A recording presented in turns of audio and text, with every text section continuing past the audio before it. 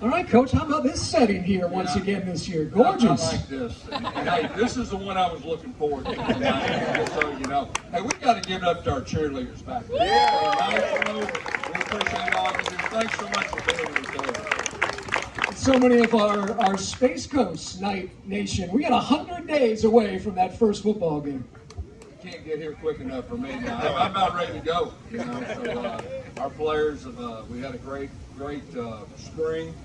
We're right in the middle of starting our summer workouts, and you can just tell there's a lot of excitement walking through our building. So we're ready to roll. And walking through that building, this one of the best recruiting classes in the history of the program. And Coach, it feels like there's this momentum. You've got a big June coming up here from a recruiting process, but what has it been like from your coaching staff from last year now to this year, and having guys come in and saying, wow, this is something I want to be a part of? Yeah, there's no doubt. Our staff did a great job, but this is a great place to recruit to. And you know, when I first got hired, if you remember, I said we're going to recruit the state of Florida like our hair's on fire, and our guys have done that. And really, you know, we talked about the Orlando area and the state. Our staff did a super job with that. You know, right now, you know, we have a team that won 9 games, and we played pretty good football towards the end of the year. We have about 8 or 9 transfers that are coming in that are really talented. And then you're talking about the group coming in. We got some real players in this freshman class. So a lot of excitement. You know, like I said, our guys are really excited. Coach, and even Coach Dawkins just talked about it, embracing what's currently going on in college football. It's embrace it or die. And you've been a big proponent about really digging in to what's going on here, embracing it. Yeah, we're definitely embracing it. You know, we've done everything from Twitter handles to the bars on the back. SJ too, if y'all would give it up. Where you at, SJ? Let's give it to SJ, my right-hand man. His idea to put the barcodes on the back of the jersey in the spring game, and that was a really good thing for recruits and all that. But yeah, we're embracing it. I mean, every day we're learning something new about the NIL. I mean, every day. And so we're just adapting. You know, my whole deal was we just got to keep our core players here and get them to the first game. And so far, so good. We've done a solid job with that.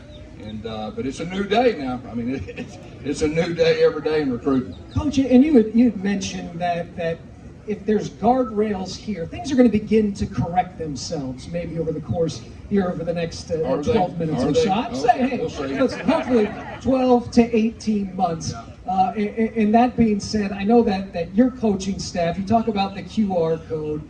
You know, for the spring game, we had former players that are coming back on campus in droves. That golf tournament, Coach, we had players that we maybe hadn't seen in a little while, but are really behind this program. There's no doubt. I got a chance to meet Dante Culpepper. I mean, that's a really cool deal. Now, I got a chance to meet him, and we talked. He's going to come back in fall camp, talk to our players. I'm real excited about that. And you're exactly right. I mean, we got great players that are coming back, and that's important to me. They feel comfortable, and it just feels good. Everything's kind of coming together, and they're a big part of that. So Richie Grant, this is true. He was back, and he was on the sidelines. Yeah. There for the spring game. I had an opportunity to chat with him, and I asked him about those QR codes. Yeah. And Coach, these are players now that are removed, but they were geeked out. What, you know, stuff like this that might not seem so important to maybe people that are my age or even a little bit older than that, it is important. Yeah, he looked like he was ready to hit somebody too. He had that game face look, and I wish he still had some eligibility. But no, you know, right now we're just trying to be on the cutting edge. And we talked about we're going to promote our players, and it's a new age right there. Now, let me just tell you this: we will still be a close team. We talk about it every day. But at the same time, you see, I mean, if we got a player that he's selling a shirt, and I'll wear it in a press conference, we're going to do whatever. So, you know, and that's part of being a young, up-and-coming school, and so it fits us really good, and it's a great time, you know, to be here. So, Coach, now here over the course of this summertime, we talked about the recruiting cycle. June's going to be big, but then what is going to be the focal point here going into fall camp when you do get some of those freshmen on campus and then the returnees that are getting set for 2022? Yeah, the great thing, they passed a new rule where we can actually work with our players with a football for 2 hours a week.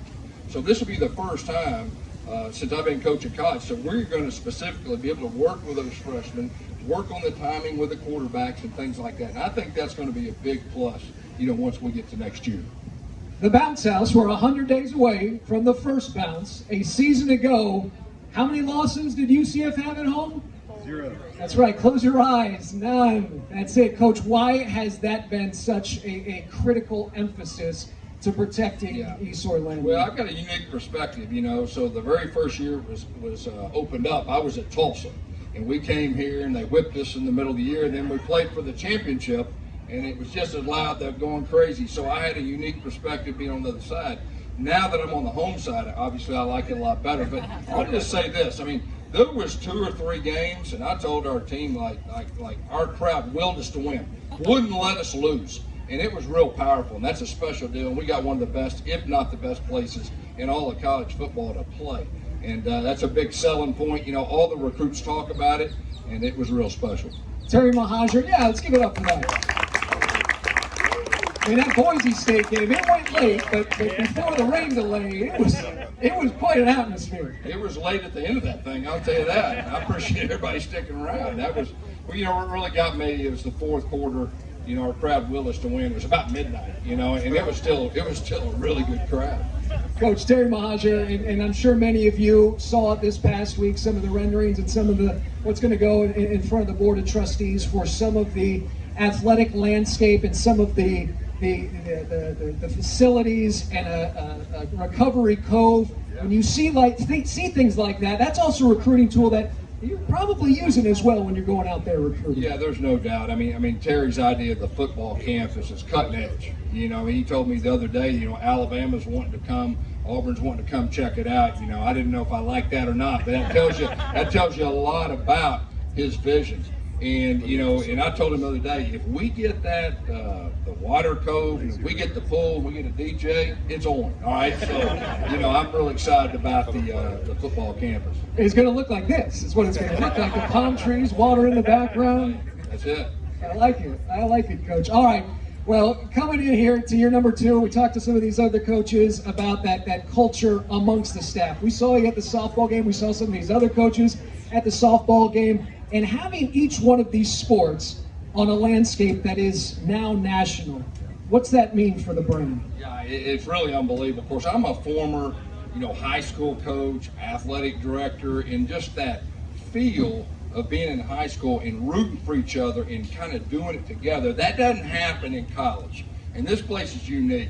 And just the coaches, and we got great coaches that y'all just heard from. And it's just unbelievable. It just feels good. Our softball, how about that? Wow, what they're doing. It's just like unbelievable. So, with Terry's leadership, with the coaches he's got here, it doesn't get any better in this place. Doesn't get any better. It is a good night, not just night, tonight, to be a night, without question. South Carolina State, 100 days away. Head coach Gus Malzhan and his Knights will take the field. Let's give it up for Coach. Thank you.